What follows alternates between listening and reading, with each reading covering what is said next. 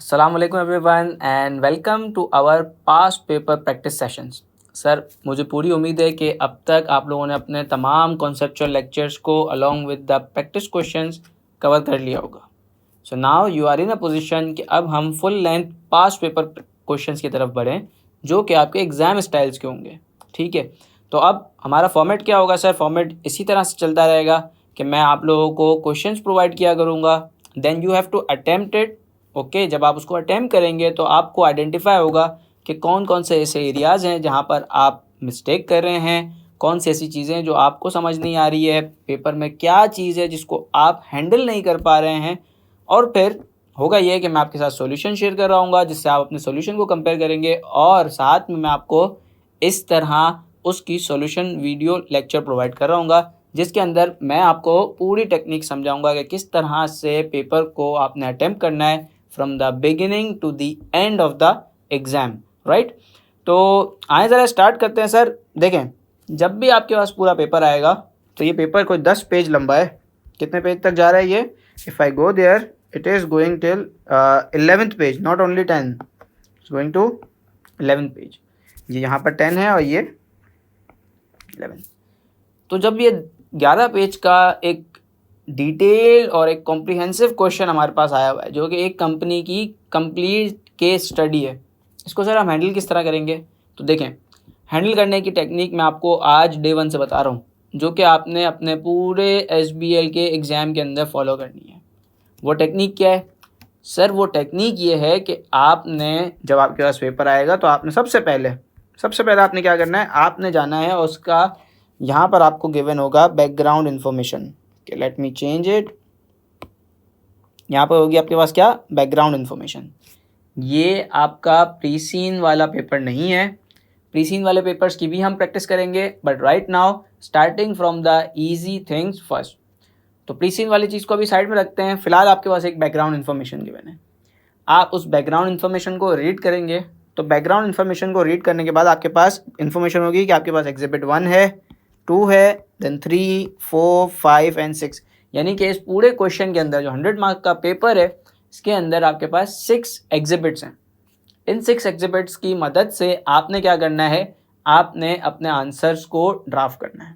Alright, तो अब without jumping towards the requirement, क्या आपके पास कौन कौन सी रिक्वायरमेंट है? रिक्वायरमेंट क्वेश्चन नंबर 1 में क्या है, 2 में क्या है, 3 में, 4 एंड 5, इन पांचों में क्या क्या चीज़ें आपसे पूछी गई है आप इनको अभी नहीं देखेंगे।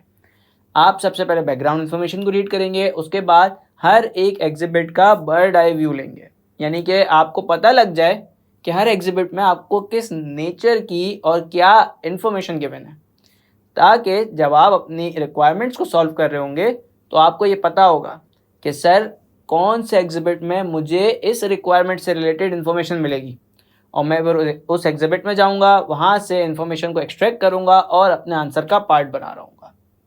सो now are you getting my technique? Are you getting my point कि हम किस तरह से स्टार्ट करेंगे? मेरे साथ रिपीट करें। सबसे पहले हम बैकग्राउंड पढ़ेंगे, बैकग्राउंड के साथ ही एंड पे हमें पता लगेगा कि कौन कौन से एग्जिबिट्स हमें प्रोवाइडेड है। हम हर एग्जिबिट के ऊपर जाएंगे, उसका बर्ड आई व्यू लेंगे और उसके अंदर से चीज़ों को देखेंगे और समझेंगे कि इस नेचर की क्या इन्फॉर्मेशन प्रोवाइडेड है। और उसके बाद जब हमने ये सब कुछ पढ़ लिया फिर हम 1 बाय 1 एक एक रिक्वायरमेंट को पकड़ते जाएंगे और उसके आंसर ड्राफ्ट करते जाएंगे with respect to their marks. Okay, तो आए सर, जिस तरह हमने स्ट्रेटजी बनाई है उसी स्ट्रेटजी पर चलकर इस क्वेश्चन को यानी इस पेपर को हम सॉल्व करते हैं। तो अगर मैं रीडिंग स्टार्ट करूं तो सर सबसे पहला कहता है smart where is a long established clothing retailer in Neria, I guess it's Nuria और Neria, something like this, highly develop northern European country. यहाँ पे बात कर रहा है नीरिया एक हाईली डेवलप यूरोपियन कंट्री है। ओके, हाईली डेवलप को भी हम हाईलाइट कर लेते हैं। Which is currently in the middle of deep economic recession. Sir यहाँ पर ये कुछ खतरे वाली बात बता रहे हैं, इसको हमने रेड से हाईलाइट कर लिया। उसके आगे क्या कहता है? The company is also experiencing a political uncertainty because of its coalition government. Coalition government हमें बहुत अच्छे से पता है कि जब आपकी गवर्नमेंट दो तीन पार्टीज से मिलकर एक coalition government बनती है, यानी कि वो सब एक दूसरे के साथ मिले हुए होते हैं फॉर द टेम्प्रेरी पर्पज़, ठीक है। उन्होंने एक coalition परफॉर्म की होती है, coalition बनाते हैं और एक गवर्नमेंट बना रहे होते हैं। तो ये coalition गवर्नमेंट चूँकि एक टेम्प्रेरी बेसिस के ऊपर होती है, क्योंकि जाहिर सी बात है एक से ज़्यादा पॉलिटिकल पार्टीज़ एक लंबे टाइम तक एक साथ नहीं रह सकती, क्योंकि दोनों के इंटरेस्ट, दोनों की विजन अलग अलग होती है, राइट। तो ये मसला चल रहा है यहाँ पर नीरिया के अंदर। अगर मैं आगे बढ़ूँ तो सर यहाँ पर इसको ज़रा मैं हाईलाइट कर लेता हूँ। पॉलिटिकल अनसर्टेनिटी फेस कर रहे हैं हम बिकॉज ऑफ कोalition गवर्नमेंट। ओके, आगे बढ़ते हैं। कहता है who many influential commentators believe will not last for its full term office, जैसा कि अभी हमने डिस्कस किया।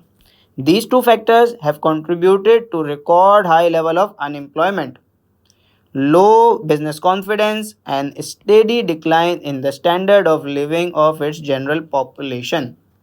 The company also operates in two other countries on the European continent, Southland and Centrum. Okay? तो यहाँ पर सारी बातें क्या चली हैं सर? यहाँ पर बात ये चल रही है कि भाई हमारे पास कुछ इसने नेगेटिव पॉइंट्स बताएं कि भाई इन दो चीज़ों की वजह से, एक तो इकोनॉमिक रिसेशन चल रहा है, दूसरा आपके पास पॉलिटिकल अनसर्टेनिटी भी बहुत ज़्यादा है, ठीक है। तो उसकी वजह से हुआ क्या है? Record high level of unemployment चल रही है, लो बिजनेस कॉन्फिडेंस है और steady decline in the standards of the living. अगर मैं स्टैंडर्ड ऑफ लिविंग को इस तरह से करके लिखूँ तो क्या आप लोगों को मुझसे एतराज़ होगा? अगर मैं इसको इस तरह से कहूँ कि भाई क्या लिखा है मैंने लिखा है परचेजिंग पावर कम हो गई होगी, ओके, और डिस्पोजेबल इनकम भी आपकी कम हो गई होगी। तो कोई एतराज़ तो नहीं, कोई डिसएग्रीमेंट तो नहीं? मैं कह सकता हूँ बिल्कुल कि भाई जहाँ पर हम बात करें कि स्टैंडर्ड ऑफ लिविंग कम हुआ है तो ये दोनों चीज़ें भी कम हो गई होंगी। और हम कौन है? हम एक रिटेलर हैं, ठीक है, क्लोथिंग ब्रांड के रिटेलर हैं, और हम और दो कंट्रीज़ में भी ऑपरेट करते हैं। वो कौन सी दो कंट्रीज़ है सर? यूरोपियन कॉन्टिनेंट के अंदर ही दो कंट्रीज़ हैं, number 1 Southland and number 2 Centrum. तो ये दो वो कंट्रीज़ है जहाँ पर हम साथ साथ ऑपरेट कर रहे हैं, और ये हैं कहाँ पर? ये सर यूरोपियन कॉन्टिनेंट के अंदर ही हैं, यानी कि जिस कॉन्टिनेंट में हम काम कर रहे हैं ये उसी कॉन्टिनेंट में। आगे बढ़ते हैं सर, मज़ीद रीड करते हैं इसको। कहता है Smartwear has enjoyed long term business success mainly due to the fact it has carefully positioned itself towards the lower end of the clothing retail sector. Okay, it sources its products directly from suppliers in low cost economies. It has been able to target a mass market with consistently low prices. It has meant that during the recent economic downturn in Noria, it has been able to profit from the growing numbers of price sensitive consumers who have switched from the more high end clothing retail market to budget retailers like Smartwear, who are the market leaders in this high volume market. Okay, तो पहले paragraph में जितनी ज़्यादा खौफनाक बातें लिखी हुई थी हमारे बिजनेस से रिलेटेड, दूसरे पैराग्राफ में आकर कुछ थोड़ी सुकून की सांस मिली हमें। वो क्या है सर? आए ज़रा मैं हाईलाइट भी करता हूँ आपके नोटिस के लिए। पहली बात कहता है कि भाई लॉन्ग टर्म सक्सेस हम इंजॉय करते आ रहे हैं, ठीक है। क्यों? क्योंकि हम ने अपने आप को पोजीशन किया है। आपको याद है स्ट्रेटेजिक पोजीशन जो हमने बात की थी? या तो आप जो है वो डिफ्रेंशिएशन की तरफ जाते हैं, या आप कॉस्ट लीडरशिप की तरफ यानी वैल्यू प्रोडक्ट प्रोवाइड करते हैं, या फिर आप फोकस स्ट्रेटजी ऑब्टेन करते हैं या अडॉप्ट करते हैं। तो यहाँ पर वो बता रहा है कि इस कंपनी ने, किसने सर? यहाँ पर बात की जा रही है स्मार्टवेयर की। स्मार्टवेयर ने अपने आप को पोजीशन किया है towards the lower and clothing retail sector, यानी कि हम लोअर एंड जो सेक्टर है, लोअर एंड मार्केट है, लोअर एंड कंज्यूमर है, जो कि कॉस्टली या फिर जिसको मैं कहूँ कि वैल्यू प्रोडक्ट्स खरीदना पसंद करते हैं, उनकी तरफ हमारा फोकस है, हम उनको टारगेट कर रहे हैं। अच्छा, हम सोर्स करते हैं प्रोडक्ट को directly from suppliers in low cost economies, जहाँ पर जो लो कॉस्ट इकोनॉमीज़ है, जहाँ से हमें लेबर सस्ती पड़ती है, जहाँ से हमें मटेरियल सस्ता पड़ता है, वहाँ से हम अपनी जो सप्लाईज हैं उनको सोर्स कर रहे होते हैं। ऑब्वियसली, क्योंकि अगर हमें आगे सस्ता बेचना है, हम कॉस्ट लीडरशिप की तरफ जा रहे हैं, तो फिर हमें अपने इनपुट जो है वो भी चीप सोर्स करने होंगे। इसी की वजह से हम क्या कर सकें, हम एबल हुए हैं कि हम मार्केट कर सकें, मास मार्केट को टारगेट कर सकें कंसिस्टेंटली विद लो प्राइसेस। और इस इकोनॉमिक डाउनटर्न में हमें फ़ायदा क्या हुआ? हमें फ़ायदा ये हुआ है कि भाई हमारे जो प्राइस सेंसिटिव कस्टमर्स थे ना वो बढ़ गए। भाई जब ये दो बातें याद है मैंने जो लिखी थी यहाँ पर, ये दो बातों की वजह से हुआ क्या होगा कि वो लोग जो हाई एंड कंज्यूमर थे, अब जाहिर सी बात है जब इकोनॉमी के हालात बुरे चल रहे हैं, डिस्पोजेबल इनकम कम हो गई है, परचेज पावर कम हो गई है, तो ऐसे सिचुएशन में जो लोग हैं ज़्यादातर वो अब जो है ना वो चीप प्रोडक्ट्स की तरफ, लो एंड प्रोडक्ट्स की तरफ आने जाएंगे, क्योंकि उनके पास जाहिर सी बात है डिस्पोजेबल इनकम कम हो चुकी है। तो इसकी वजह से स्मार्टवेयर को फ़ायदा हुआ है कि उसके जो कस्टमर्स थे ना वो बढ़ गए। जो प्राइस सेंसिटिव कस्टमर थे, जैसे ही प्राइस बढ़ी तो वो अब स्मार्टवेयर की तरफ आने लग गए, तो हमें फ़ायदा हो रहा है। देखें, who have switched from more high end value retail market to budget retailers like स्मार्टवेयर। और यहाँ पे बात कर रहा है कि स्मार्टवेयर जो कि मार्केट लीडर है इन हाई वॉल्यूम मार्केट। सर ये हाई वॉल्यूम मार्केट आपने कोई नई चीज़ नहीं, ये बिल्कुल नई चीज़ नहीं है। जहाँ पर आपके कॉस्ट कम होती है, ठीक है, वहाँ आप प्राइसेस भी कम करते हैं, अपने मार्जिन्स भी कम करते हैं और वॉल्यूम के ऊपर कमाते हैं। यानी कि आप वॉल्यूम से अपना बिजनेस रन कर रहे होते हैं। कम मार्जिन ज़्यादा वॉल्यूम, तो आपका टोटल जो प्रॉफिट है वो बढ़ जाता है। तो यहाँ पर बता रहा है कि हाई वॉल्यूम मार्केट के अंदर स्मार्टवेयर इस वक्त अमंग्स द लीडर है। आगे बढ़ते हैं। सर ये कहता है Smartwear long term strategy has always been based on low cost low price business model. Okay, we know this. आगे क्या कहता है, which is describe through its mission statement and strategic goals. बोलता है कि उसके मिशन स्टेटमेंट और strategic goal के अंदर भी यही बातें हैं। However, following a prolonged period of expansion and growth, including successfully penetrating several other European markets, the company is for the first time experiencing a market downturn in both its operational and financial performance. This appears to be part due to economic pressure and growing intensity of competition in all of its market, both at home and abroad. अच्छा जी, क्या कहता है sir, कुछ वो बातें बताता है जो हमें पहले से पता है, कुछ थोड़ी बहुत नई बातें बता रहा है। आए ज़रा नोट करते हैं सर, क्या कहता है। बोलता है कि भाई हम हमेशा से लो cost low price business model पर चलते आ रहे हैं। बिल्कुल, हमने ऊपर से ये एनालाइज कर लिया था।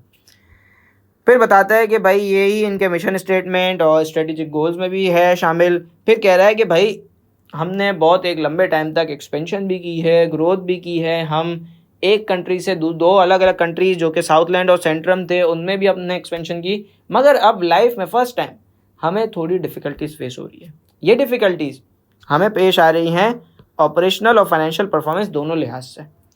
और अब ये बोल रहा है कि ये हो सकता है कि ये इकोनॉमिक प्रेशर जो इस वक्त पूरे मुल्क में चल रहा है उसकी वजह से भी होगा, और साथ ही साथ जो ग्रोथ इंटेंसिटी कंपटीशन में ग्रोथ आई है, यानी कि जो आपकी कंपटीशन की इंटेंसिटी थी उसमें ग्रोथ आ गई है, उसकी वजह से भी हो सकता है। और ये कंपटीशन आपको मिला है होम और अब्रॉड दोनों मार्केट में।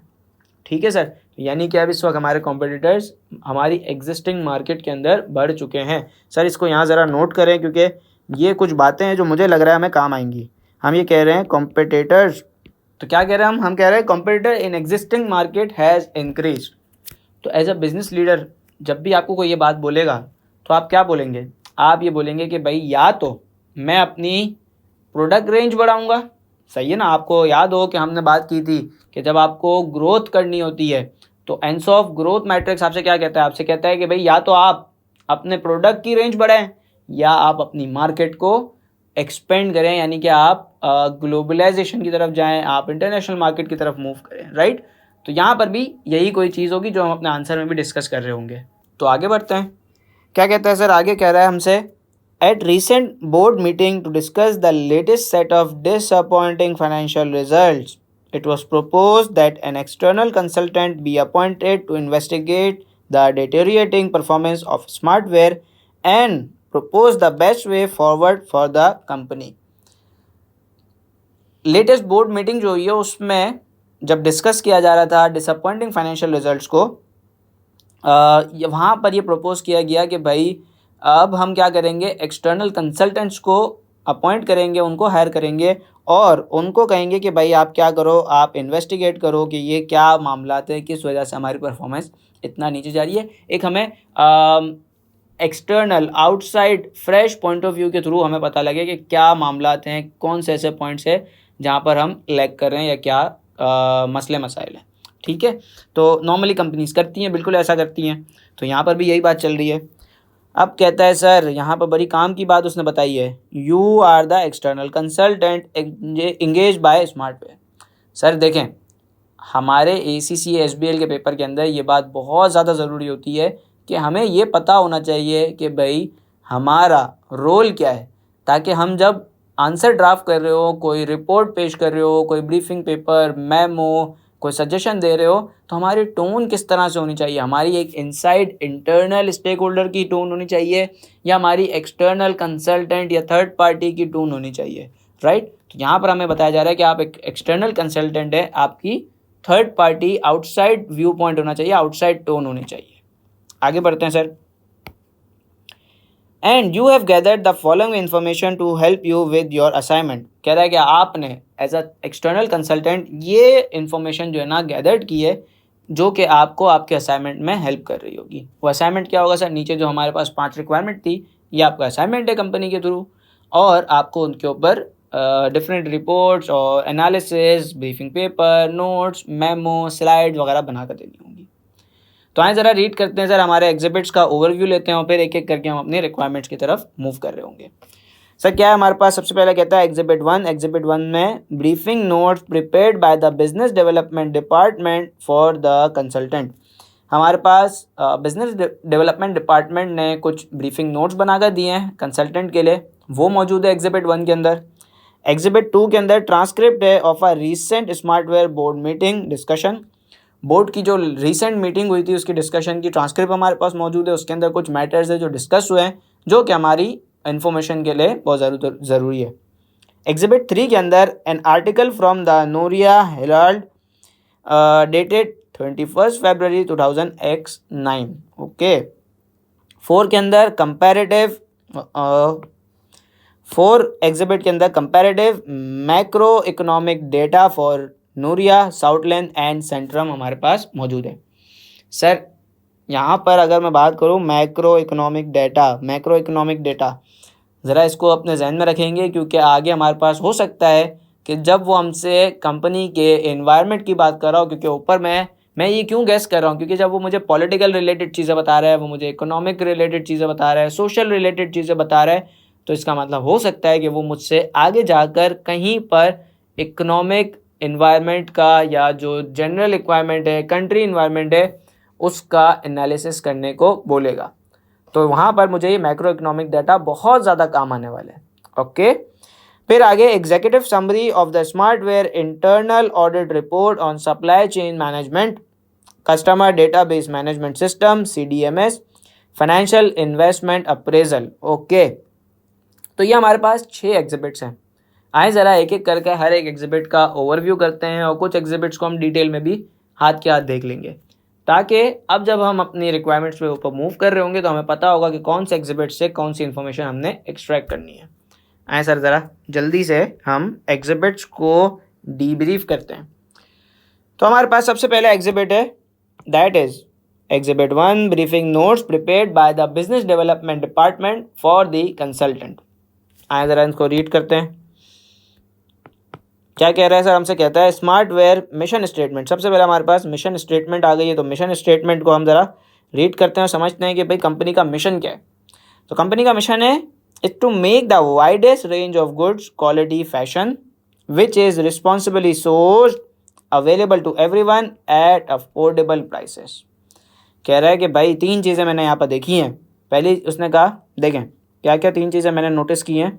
मैंने 3 चीज़ें नोटिस की है, widest range of good quality fashion which is responsibly source. Okay. और इसमें जो सबसे मेन बात है that is the affordable prices. ठीक है। तो ये इनका मिशन है कि भाई हमने एक वाइड रेंज ऑफ प्रोडक्ट्स बनाने जो कि अच्छी क्वालिटी के हैं। अच्छी क्वालिटी के लिए जाहिर सी बात है ज़रूरी है कि आप उसका जो मटेरियल है, जो उसका इनपुट्स हैं, वो रिस्पॉन्सिबली सोर्स करें। ओके। और उनका तीसरा जो मेन पार्ट है मिशन का वो है कि हम अफोर्डेबल प्राइस के ऊपर उस प्रोडक्ट को मार्केट में लाए जो कि हर एक की रीच में हो, हर कोई उसको ज़्यादा से ज़्यादा खरीद सके, यानी वॉल्यूम्स को टारगेट कर रहे हैं। ये वही बातें हैं सर जो हम ऊपर से एनालाइज करते हैं, हम ऊपर से प्रेडिक्ट करते हैं। आगे बढ़ते हैं, फिर कहता है सर कि to achieve the mission of the board, to achieve the mission the board has agreed the following strategic goals. Goals कुछ बनाए गए। ऑब्वियसली जो आप मिशन होता है, मिशन को अचीव करने के लिए आप गोल्स एंड ऑब्जेक्टिव अपने डिज़ाइन करते हैं। तो क्या गोल्स एंड ऑब्जेक्टिव हैं, आए ज़रा उनको रीड करते हैं सर। पहला हमारे पास कहता है continued investment in all our core markets that continue to offer significant growth opportunities to satisfy the needs and demand for low cost products and services for all our customers. तो कहता है कि भाई हमने कंटिन्यूड इन्वेस्टमेंट करते रहना है उन तमाम मार्केट्स के अंदर जो हमें क्या ऑफर करती हैं, सिग्निफिकेंट ग्रोथ अपॉर्चुनिटीज़ ऑफर करती हैं, to satisfy the needs and demand for low cost products and services for all our customers. Next हमारे पास क्या है, develop strong long term relationship with key supplier based on mutual respect and serving each other in trust. तो हम कह रहे हैं strong and long term relationship with our key suppliers. Function with the highest ethical standard of social responsibility, expecting the same from all business partners. Highest social and ethical responsibility हमने maintain करनी है, और साथ ही साथ हमारे जितने business partners हैं उनसे भी यही एक्सपेक्ट करते हैं, यानी हमारे कस्टमर्स, हमारे सप्लायर्स, हमारे जितने भी स्टेक होल्डर्स हैं उन सब से। Maintain a successful and viable company that delivers healthy financial returns to our investors. तो कह रहा है कि भाई सक्सेसफुल एंड वायबल कंपनी जो कि हेल्दी फाइनेंशियल रिटर्न्स देती हो हमारे इन्वेस्टर्स को। Be are responsible custodian and users of the natural resources which are managed in an sustainable वे।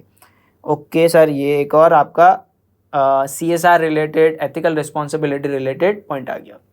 तो सर ये वो गोल्स हैं जो कि हम अपने मिशन को अचीव करने के लिए एम करते हैं कि हम इन गोल्स को पूरा करेंगे ताकि अल्टीमेटली हम अपने मिशन को अचीव कर सकें। तो बिल्कुल सही है सर, अलाइंड है हमारे मिशन के साथ हमारे सारे गोल्स। आगे बढ़ते हैं सर, थोड़ा और रीड करते हैं। गवर्नेंस स्ट्रक्चर अरेंजमेंट की बात की गई है, इसको भी हम थोड़ा क्विकली रीड कर लेते हैं। कहता है Smartwear has a balanced board of director, most of whom have been with the company for the more than a decade and whose responsibilities cover all of its core business function. The 5 NEDs ensure that the board and the company remain fully compliant with the Noria Code of Corporate Governance, a listing requirement for all companies on the Noria Stock Exchange. ठीक है भाई, कहता है कि जो company का board of director है वो कंपनी के साथ कुछ पिछले 10 most of them are since a decade with the company, और उनके पास जो नेसेसरी कंपनी के फंक्शन, कोर बिजनेस फंक्शन है, उन तमाम के लिए एक्सपर्टीज़ है। यानी आप समझ सकते हैं कि हर एक फंक्शन के लिए एक एक डायरेक्टर मौजूद है जो कि उस फंक्शन के लिए एक्सपर्टीज़ ऑफर करता है बोर्ड ऑफ डायरेक्टर्स को। और हमारे पास 5 नॉन एग्जीक्यूटिव डायरेक्टर्स भी है जो कि हमें कंप्लाइंट रखते हैं वहाँ की लिस्टिंग रिक्वायरमेंट के साथ। NED being part of unitary board discharge their duties and responsibility through a number of subcommittees such as audit committee with express authority to challenge and scrutinize the executive members of the board. Okay, all right, everything is as per we have studies कि भाई NED जो है क्या करते हैं, NED अपनी responsibilities discharge कर रहे होते हैं थ्रू देयर सब कमेटीज़। आपकी जो सब कमेटीज़ बनी होती हैं, ऑडिट कमेटी आती है, नॉमिनेशन कमेटी आती है, आपके इसके अलावा रिस्क कमेटी आती है, डिफरेंट कमेटीज़ जो भी आप मेंटेन कर रहे होते हैं, जो हमने अपने गवर्नेंस एंड स्टेक होल्डर और गवर्नेंस एंड शेयर होल्डर वाले चैप्टर्स में अच्छे से कवर किए हैं। बिजनेस डेवलपमेंट के बारे में बात करते हैं, तो बात करते हैं since it was listed on Noria stock exchange 5 years ago, Smartwear has enjoyed meteoric success. Okay, at that time it had only 40 retail outlet in Noria, but since through careful and planned investment the company has achieved sustained growth and become a substantial multinational business, over 100 outlet in Noria and a similar total numbers of stores in several other European countries. कहता है कि जब हम list हुए थे ना नोरिया में, तो हमारे सिर्फ कितने 40 रिटेल आउटलेट्स थे, लेकिन अब क्या हो गया, अब हमने आहिस्ते आहिस्ते बड़े ही मोहतात अंदाज से इन्वेस्टमेंट करते करते, ग्रोथ करते करते, over different countries being a multinational retail outlet chain, हमने 100 आउटलेट्स ओपन कर लिए हैं जो कि नोरिया में और डिफरेंट यूरोपियन कंट्रीज़ के अंदर है। आगे क्या कहता है सर? आगे कह रहा है हमसे कुछ कि industrial analysis have remark the Smartwear has never exploited e commerce opportunities when there have been several new entrants. Okay sir, ये खतरनाक बात आई है फिर से। कहता है कि भाई मार्केट में कुछ न्यू एंट्रेंट्स आ चुके हैं, ओके, और सेवरल न्यू एंट्रेंट्स हैं in past few years who only sell online. The convenience and quality of the services that these e retailer provide has proven to be very appealing to many smartware's traditional customers who have shifted their shopping pattern and loyalty. The absence of detailed customer data has prevented smartware from mitigating the risk presented to its market share from e-commerce. क्या बात चल रही है sir? कह रहा है कि अब जो है ना मार्केट में ई कॉमर्स प्लेटफॉर्म आ चुका है। ई कॉमर्स प्लेटफॉर्म पर काम करने वाले आपके सेवरल कॉम्पिटिटर्स आ चुके हैं और वो सिर्फ और सिर्फ ऑनलाइन अपने प्रोडक्ट्स को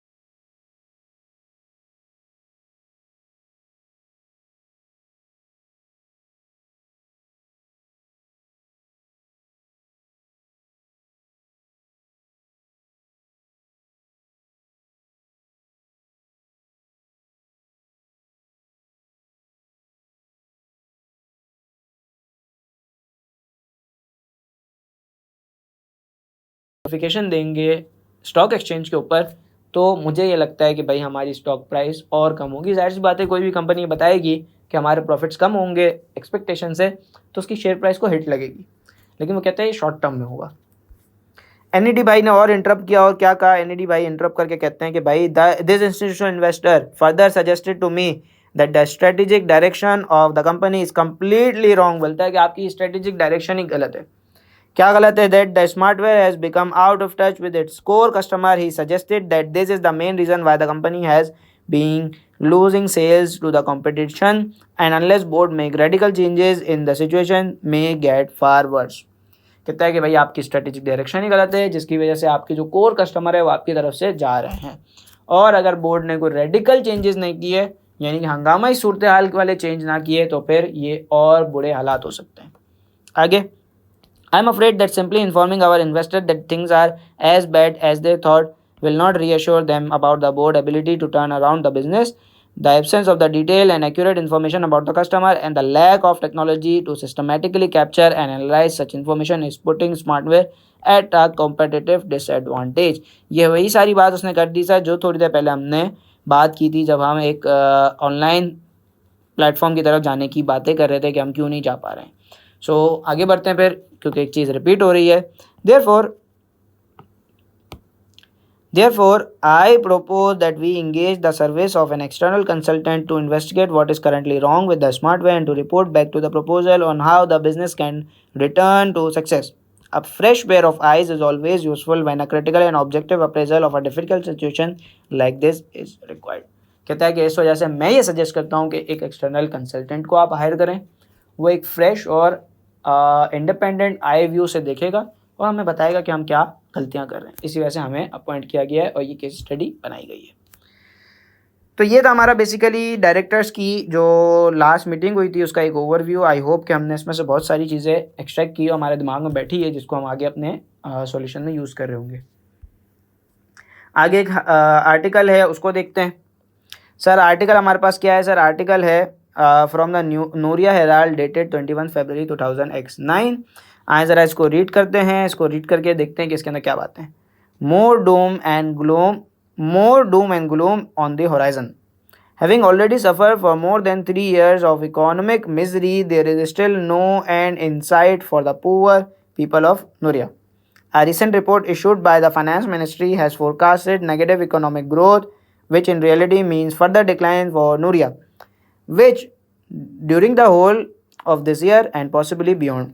Price inflation has been running at nearly 7% over a year। बोल रहा है कि भाई जो इन्फ्लेशन है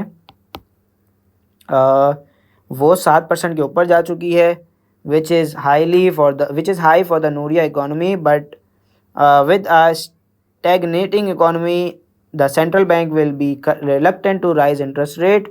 So, with more than 8% of the adult population currently unemployed and an austerity program is imposed by the government because of the reduced taxation revenue, the prospects in Nuria will still look pretty bad।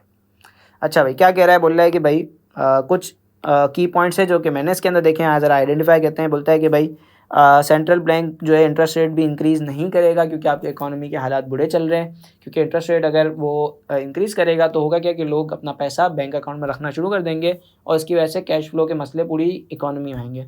तो ऐसी situation में central bank की कोशिश यही होती है कि वो इंटरेस्ट रेट को कम रखे ताकि लोग अपना पैसा बैंक अकाउंट में, सेविंग अकाउंट में रखने के बजाय को बाहर निकाले और बिजनेस वेंचर के अंदर इन्वेस्ट करे ताकि उन्हें ज़्यादा रिटर्न मिल सके। और कहता है कि भाई with more than 8% of the adult population जो कि अनएम्प्लॉयड है इस वक्त, और साथ ही साथ ऑस्टेरिटी प्रोग्राम इम्पोज किया है गवर्नमेंट ने।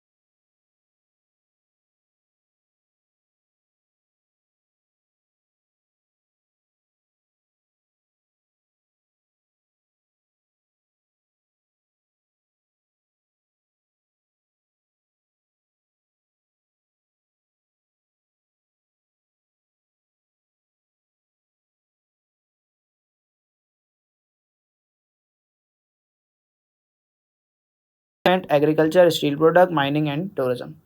तो ये वो आपके डोमिनेंट बिजनेस सेक्टर हैं। आगे सर हमारे पास फिफ्थ जो हमारा एग्जिबिट है उसके अंदर इंटरनल ऑडिट रिपोर्ट है, सप्लाई चेन मैनेजमेंट से रिलेटेड। इसको अभी फ़िलहाल मैं डीप डिग नहीं करूँगा क्योंकि जब मैं ये एक ऐसा एग्जिबिट मुझे लग रहा है कि ये स्पेसिफिक एक रिक्वायरमेंट से रिलेटेड होगा और जब हम उस रिक्वायरमेंट को सप्लाई चेन मैनेजमेंट के रिलेटेड डील करेंगे हम इसको उसी वक्त देखेंगे।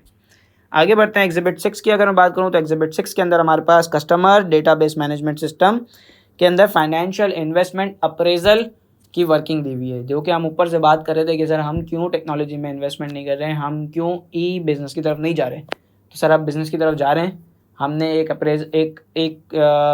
वर्किंग प्रेजेंट की, एक प्रपोजल प्रेजेंट किया हुआ है, उसको ये हमारे सामने अब देखते हैं कि उसको हमें क्या करना होगा, उसका एनालाइजेशन करनी होगी, उसमें से क्या चीज़ें कर सकते हैं। बहरहाल फ़िलहाल हम इसको सिर्फ एज अ इन्वेस्टमेंट अप्रेजल, एक कैश फ्लो NPV की तरह देखते हैं। तो सबसे पहले हमारे पास क्या आता है सर, सबसे पहले हमारे पास investment in CDM technology. Investment कितनी है 38, I guess these are in millions, right, 38 million. तो नोट 1 में आपसे क्या कहता है, नोट 1 में कहता है total investment comprises initial capital outlay, sales tax on purchase price recoverable through the Noria tax authority.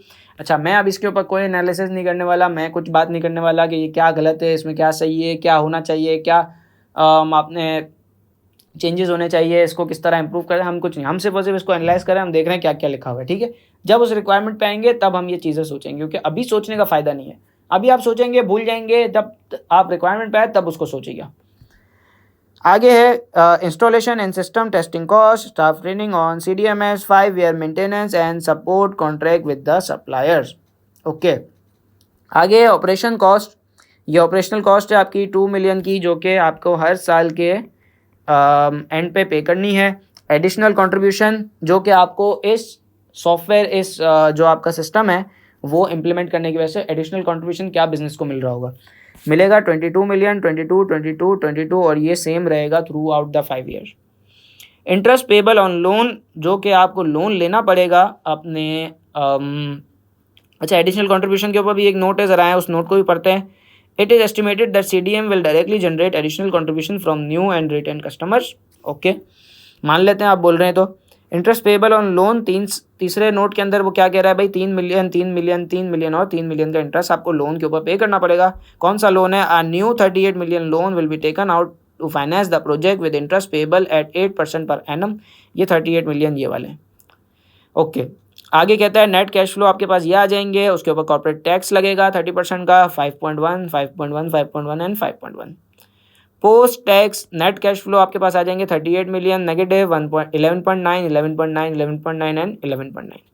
Discount factor है 10%। नोट 4 आपको कुछ बता रहा है, कहता है smart wear weighted average cost of capital at 10% is use to as the project discount factor. अच्छा जी, अब देखते हैं ज़रा, क्योंकि ये लोन जो है, ये प्रोजेक्ट जो है लोन से फाइनेंस किया गया है और यहाँ पर weighted average cost of capital use किया जा रहा है। बाद में देखेंगे कि ये करेक्ट भी है या नहीं है, अगर हमारे रिक्वायरमेंट में पूछा जाएगा तो, ठीक है, तो करेक्ट और नॉट। तो ये था सर हमारे पास। Okay, this is the repeat page, so let me cut it. तो ये हमारे पास पूरा क्वेश्चन था जिसको हमने अभी आई वुड से अनरैप किया है।